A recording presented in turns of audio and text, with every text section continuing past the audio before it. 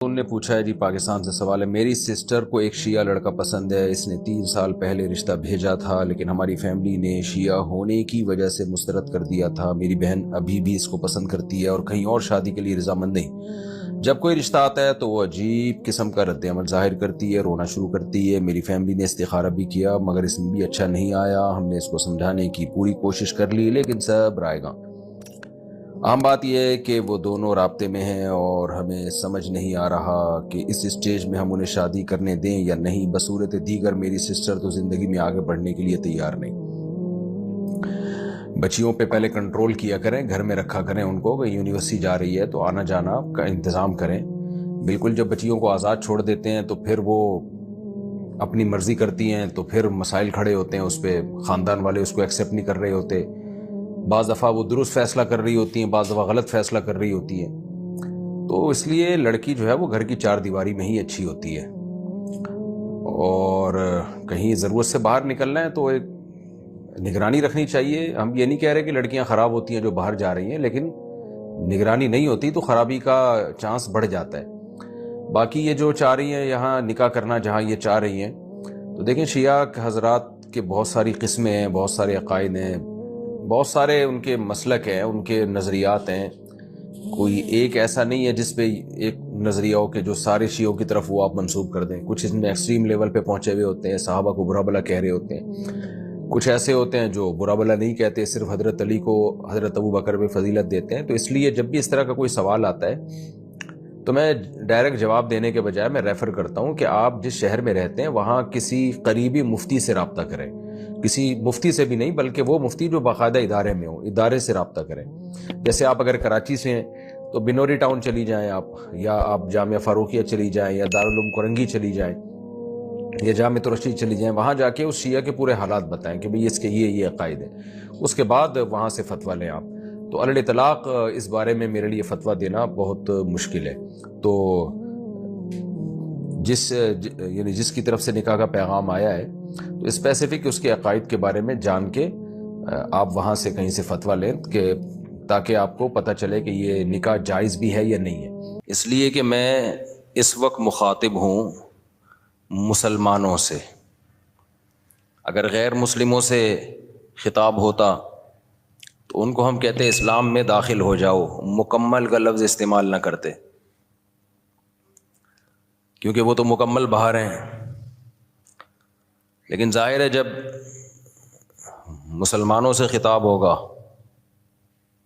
تو ہم یوں کہیں گے کہ مکمل داخل ہو جاؤ، داخل تو پہلے سے ہوئے ہوئے ہیں۔ آج کل اسلام میں داخل کے بجائے نکالنے کا زیادہ ٹرینڈ چل پڑا ہے۔ ابن انشا ایک مزاحیہ گزرا ہے، اس نے اپنی کتاب میں لکھا کہ دائرے کی قسمیں، ہوتا ہے نا بچے جیومیٹری سیکھ رہے ہوتے ہیں، تو اس نے ان قسموں میں بتایا کہ ایک دائرہ اسلام کا دائرہ بھی ہے، اور اس میں کارٹون بنایا ہوا تھا ایک مولانا صاحب بیچ میں جو ڈنڈے سے لوگوں کو نکال رہے ہیں، اور بتایا کہ پہلے اس میں لوگوں کو داخل کیا جاتا تھا، آج کل اس سے لوگوں کو نکالا جا رہا ہے۔ کہتے نہیں یہ دائرہ اسلام سے خارج، یہ دائرہ اسلام سے خارج۔ بیان میں بیچ بیچ میں جو چیزیں یاد آتی ہیں تو میں جمعہ اور اتوار کے بیان میں کوشش کرتا ہوں ان کو بھی چلاؤں، کیونکہ واعظ و نصیحت کی مجلس ہے، جو چیز بھی آ جائے پارسل کر دینی چاہیے، جو بھی خیر کی بات، چاہے وہ موضوع سے ہٹ کے بھی کیوں نہ ہو، اس سے کوئی فرق نہیں پڑتا۔ یہ جو میں مسلمان کا لفظ استعمال کرتا ہوں، بہت سے لوگوں کو اس پہ بھی اعتراض ہے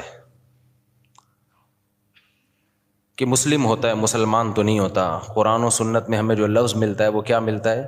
مسلم۔ تو خوب سمجھ لیں الفاظ کے بکھیڑوں میں پڑھنے کی ضرورت نہیں ہے۔ مسلم مسلمان، اردو میں مسلمان مسلم ہی کو کہتے ہیں۔ شاید یہ اس طرح سے وجود میں آیا ہے کہ فارسی میں مسلم مسلمان، جیسے طالب سے طالبان، جمع کا صیغہ جو ہے نا، طالب ایک طالب علم کو کہتے ہیں، طالبان بہت سارے طالب، تشنگان علم کہتے ہیں نا، جمع کا صیغہ ہے یہ فارسی میں، تو اردو میں فارسی بہت ہے، تو مسلم سے شاید مسلمان ہوگا، بہت سے مسلم یعنی مسلمز کو کہا جاتا ہوگا، تو پھر بن گیا مسلمان۔ تو اس میں کوئی کچھ ٹینشن لینے کا نہیں ہے۔ جیسے لفظ اللہ کو خدا کہہ دینے سے کوئی ٹینشن کی بات نہیں ہے، کوئی اتنے بڑا مسئلہ نہیں ہے. اللہ کو اللہ بھی کہہ سکتے ہیں، خدا بھی کہہ سکتے ہیں. فارسی میں ہے خدا، گاڈ بھی کہہ سکتے ہیں انگلش میں. عمل میں مسلمان بالکل زیرو ہوتا جا رہا ہے، الفاظوں کے بکھیڑوں میں پڑا ہوا ہے. تو بار بار میں بات کہتا ہوں، فرقہ واریت ناموں کو دیکھ کے کہا جاتا ہے مختلف فرقے، ناموں کو ختم کرو، تو ناموں کو ختم کرنے میں ایک نیا فرقہ بنا لیتے ہیں. تو کسی بھی کوئی بھی چیز کی پہچان کچھ بھی بن جاتی ہے. لوگ اپنی آسانی کے لیے نا، زبان جو ہے نا، زبان لینگویج جسے کہتے ہیں ہم، یہ بالکل نیچرل وے میں وجود میں آتی ہے. اس میں آپ اگر کاٹ چھانٹ شروع کر دیں گے تو بہت بڑی مشکل ہو جائے گی. لوگ جب جس چیز کو جو نام دے دیں تو مان لینا چاہیے اس کو.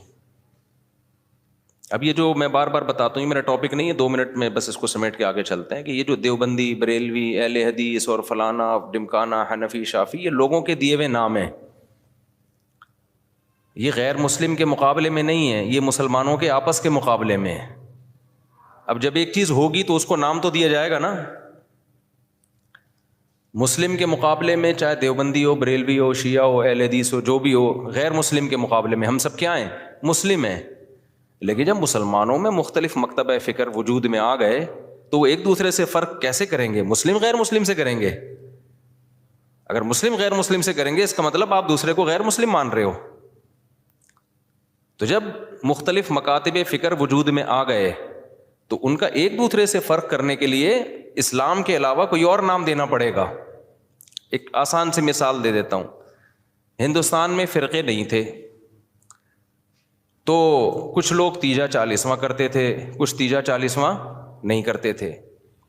اب لوگوں نے تو فرق کرنا ہے نا، تو لوگوں نے اپنی آسانی کے لیے نام دے دیا کہ یار جو نہیں کرتے ان کا تعلق زیادہ تر دیوبند کے مدرسے سے ہے، تو لوگوں نے ان کو ہائی لائٹ کر دیا کس نام سے؟ دیوبندی کے نام سے. یہ پبلک کا دیا ہوا نام ہے. اور جو تیجے 40 میں کرتے تھے وہ ایک مکتبہ فکر تھا، ان کے پاس ان کے اپنے دلائل تھے، ان سے چاہے ہم متفق ہوں یا نہ ہوں لیکن انہوں نے کچھ بنائے دلائل، ان کی رائے تھی. تو جب وہ لوگ بڑی تعداد میں آ گئے اور وہ ربیع الاول میں یہ سب کچھ کرنے لگے جو وہ کرتے ہیں، تو ایک مکتبہ فکر تھا تو لوگوں نے اس کا نام کیا کر دیا؟ کیونکہ ان کا تعلق زیادہ تر بریلی سے تھا تو لوگوں نے خود کیا کہنا شروع کر دیا؟ بھائی یہ بریلوی ہے. اب اگر آپ کہیں ہم سب مسلم ہیں تو اس کا مطلب یہ ہوا کہ جو تیجے 40 میں نہیں کر رہے وہ بریلویوں سے فرق کے لیے لوگ ان کو نام دیں مسلم. اس کا مطلب خود بخود مان لیا کہ جو تیجے کر رہے ہیں وہ غیر مسلم ہیں. اس سے فرقہ واریت کم ہوگی یا بڑھے گی؟ وہ کہے گا یار ہمیں تم نے غیر مسلم بنا دیا. تو مسلمانوں کے آپس میں جب ڈفرینس ہوگا نا تو اس میں فرق کے لیے یہی نام دیے جائیں گے. اب جو لوگ کہتے ہیں میں نہ دیوبندی، نہ بریلوی، نہ اہل حدیث، نہ فلانا، نہ ڈمکانا، تو ہم ان سے کہتے ہیں پھر آپ کا نظریہ کیا ہے؟ آپ کی سوچ کیا ہے؟ تو جو آپ کی سوچ ہے تو وہ سوچ کے لوگ تو پہلے سے پائے جاتے ہیں. تو وہی تو ہو گیا، نام آپ نے وہ نہیں رکھا لیکن وہ سوچ آپ کی پائی جاتی ہے. اور جب آپ اپنے آپ کو کہیں گے مسلم مسلم مسلم، تو یہ غیر مسلم سے فرق کے لیے تو مسلم کہا جائے گا، لیکن آپس میں فرق کے لیے اگر مسلم کہہ رہے ہیں اٹ مینس دوسرا کیا ہے؟ آپ اس کو غیر مسلم مان رہے ہیں. اور آسان کر دیتا ہوں پھر یہ چلتا ہوں آگے. یہ بہت زیادہ فرقے آج کل یہ لفظ بہت زیادہ چلایا جا رہا ہے. اس کے نام پہ فرقے کم نہیں ہو رہے، بنائے جا رہے ہیں. فیکٹریاں لگا دی ہیں فرقے بنانے کی. اب بہت سے لوگ کہتے ہیں ہمارا کوئی فرقہ نہیں ہے، حالانکہ اسلام میں سب سے پہلے 2 بڑے فرقے وجود میں آئے ہیں. یہ تو بعد کے ہیں نا، کسی نے بریلویت کا نام دے دیا، نام بعد میں آئے ہیں. یہ جو سوچ تھی وہ تو بہتوں کی ہمیشہ سے رہی ہے. جو نظریے تھے سب سے پہلے جو وجود میں آئے، جو آج تک قائم ہیں، ان کی بات کر رہا ہوں. وہ شیعہ اور سنی وجود میں آئے ہیں. شیعہ حضرات کا جو بیسک دعویٰ ہے پنج تن پاک، اہل بیت کو اور حضرت علی کو، دیگر اصحاب رسول پہ فضیلت دینا، ان کے اپنے اصول ہیں، وہ ان اصولوں پر عمل پیرا ہیں. وہ 2 نمازیں ہمیشہ اکٹھی پڑھتے ہیں. وہ 3 طلاق کو ایک بھی نہیں مانتے، کچھ ایک مانتے ہیں، کچھ ایک بھی نہیں مانتے. حضرت عمر رضی اللہ تعالیٰ عنہ کے فیصلوں کو بالکل لفٹ نہیں کراتے. تبھی وہ متع کو بھی جائز سمجھتے ہیں. ان میں بڑے فرق تھے ان کے اندر اور سنیوں کے اندر. ان کا عقیدہ بھائی 11 امام ہیں، 12 امام ہیں.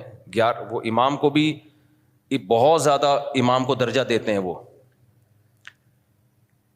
تو جو یہ عقیدوں کے حامل نہیں تھے, جن کا یہ عقیدہ تھا نہیں بھائی قرآن حدیث اور صحابہ, خلفائے راشدین کو بھی ویلیو دینی ہے, تمام صحابہ کو ماننا ہے, ہر نماز اپنے ٹائم پہ پڑھنی ہے. سفر میں تو اختلاف ہے اہل سنت والجماعت میں آپس میں, لیکن جب حضر میں ہوں گے تو ہر نماز اپنے ٹائم پہ ہوگی. متع حلال نہیں ہے, 3 طلاقیں 3 ہوتی ہیں. تو جن کا یہ کانسیپٹ تھا ان کو کیا کہا جانے لگا, اہل سنت والجماعت. حالانکہ آپ کہتے نہیں جی ہم فرقوں میں نہیں پڑھیں گے, یہ مسلم ہیں, اس کا مطلب آپ نے ان کو کیا مان لیا, غیر مسلم. اگلا قبول کر لیتا اس نعرے کو, وہ کہتا ہے بھائی ہم وہ تو کہہ رہے ہیں ہم تو مسلم ہیں, وہ تھوڑی آپ اس کو 100 دفعہ غیر مسلم کہیں, اگلا ایکسیپٹ کرنے کے لیے تیار نہیں ہے. تو علماء نے کیا کیا بھائی ٹینشن سے بچنے کے لیے کہ بھائی 2 مکاتب فکر ہیں, ایک کو اہل سنت والجماعت کہا جاتا ہے اور ایک کو شیعہ کہا جاتا ہے.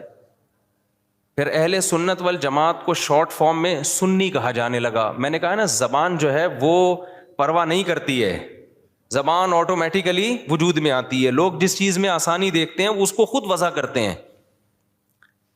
جو زبان کے الفاظ ہیں ان کو وضع کسی ادارے میں نہیں کیا جاتا, وہ آٹومیٹیکلی لوگوں کی زبان پہ. ابھی آج کے نا پروگرام تو بڑھ گیا, چل رہا ہے نا مارکیٹ میں, اب یہ کسی نے بیٹھ کے بنایا ہے, اب ہر جگہ یہ وڑ گیا کا لفظ. اب اصل وڑ گیا کہ جو بھی مطلب ہوں, اصل وڑ گیا. مجھے کل کسی نے کہا یہ وڑ گیا بہت برا لفظ ہے, اس کا تو یہ مطلب ہے, اس کا تو وہ مطلب ہے, یہ وڑ گیا کا لفظ. میں نے کہا جو بھی مطلب ہے ابھی یہ نہیں ہے, ابھی وہ مطلب ہے جو مارکیٹ میں چل رہا ہے. وڑ گیا کا مطلب بیڑا غرق ہو گیا پروگرام کا. اچھا چھالیاں بھی آ گئی, میم سے بہت آ رہی ہیں, پروگرام تو بڑھ گیا. میں شہد لینے گیا تو میں چٹان کے اوپر چڑھا ہوا تھا نا, بہت ہائٹ پہ, ایک یعنی 1000 فٹ بلندی پہ شہد کے لیے میں بلوچستان کے پہاڑ پہ چڑھا. شہد کا چھتا میں نے کہا اپنے ہاتھوں سے کاٹوں گا میں, شوق ہے ہمیں اس طرح کی حرکتوں کا.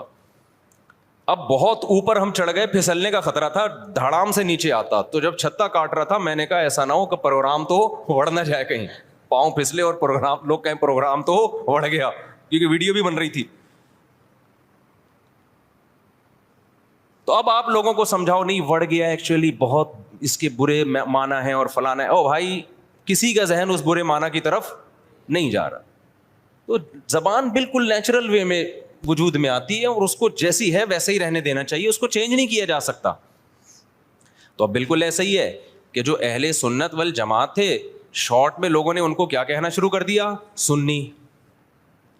اب آپ یہ کہیں میرا کوئی فرقہ نہیں ہے, میں کسی فرقے کو نہیں مانتا, میں صرف مسلمان ہوں, تو لوگ آپ سے پوچھیں گے کہ بھائی آپ شیعہ ہو یا سنی ہو. وہ کہ میں شیعہ سنی کو نہیں مانتا, میں مسلم ہوں. میں کیا ہوں, خالص مسلم.